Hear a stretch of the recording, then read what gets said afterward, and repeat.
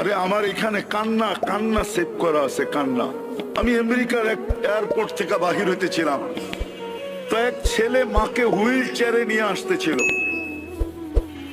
তো এয়ারপোর্ট থেকে বাহির হয়ে যখন গাড়িতে উঠাবে, তো সে হুইল চেয়ারের থেকে কোলে কইরা গাড়িতে উঠাইতেছিল। 10 হাত দূরে এক ইংরেজ মহিলা দাঁড়ায় কাঁদতেছিল। তো আমি ওকে জিজ্ঞাসা করতেছিলাম, তুই কাঁদিস কেন? এই দৃশ্য আমাকে কাঁদাইতেছে। ওটা মুসলমান ছেলে ছিল, দিনদার ছেলে ছিল, মাকে হুইল চেয়ারের থেকে বসায় আইনা বাচ্চার মতো কোলে করে গাড়িতে বসাইতেছে। আর ওটা আমেরিকান হোয়াইট ছিল, খ্রিস্টান ছিল।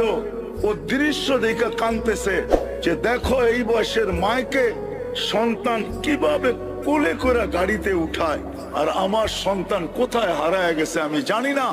বৎসরে 2 বার আসে, একদিন মাদার ডে হিসাবে একবার আসে, আর আরেকদিন ফাদার ডে হিসাবে ফাদারের কাছে আরেকবার আসে।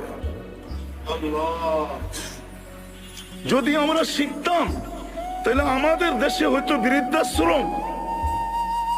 আমি তো যেদিন বাংলাদেশে বৃদ্ধাশ্রমের সাইনবোর্ড দেখছি, ওই দিন আমার মন চাইছে, মনের থেকে আল্লাহকে বলতেছিলাম, ইয়া লাইতানি মিত্তু ক্বাবলা হাদা ওয়া কুনতু নাসিয়াম মানসিয়া। আল্লাহ, মৌত হইল না কেন এর আগে? মুসলমান সন্তান মা বাবাকে রেখে গেল বৃদ্ধাশ্রমে, অথচ একটা ওর জান্নাত, আরেকটা জান্নাতের গেট। বাবা তো জান্নাতের গেট, মা তো জান্নাত।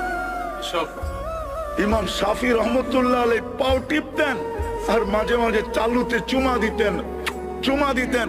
মা কাইপা উঠতো, পায়ের তালুতে চুমা। বলছে, আমি পায়ের তালুতে চুমা দিই না, আমি তো আমার জান্নাতে চুমা দিয়া স্বাদ নিতেছি। আর আজকে রেখা আসে যে বৃদ্ধাশ্রমে। দুনিয়ার অন্যান্য দেশে দেখা আসছি বটে, কিন্তু আমার দেশে যদি শিক্ষা থাকতো, আরে 3 ক্লাসও যদি শিক্ষা থাকতো, 3 ক্লাস নুরানি, আমার বিশ্বাস রব্বে কাবার কসম, ও কোনোদিন মা বাবাকে বৃদ্ধাশ্রমে রেখা আইসা ঘুমাইতে পারে না। ও যদিও কোনো যাতনার কারণে রেখা আসতো, আর আইসা রাত্রে চিৎকার দিয়া বলতো, আমি করলাম কি? আবার ছুটা যাইতো, টাকা পয়সা দিয়া বলতো, চল আমার জান্নাত আমার ঘরে থাকবে।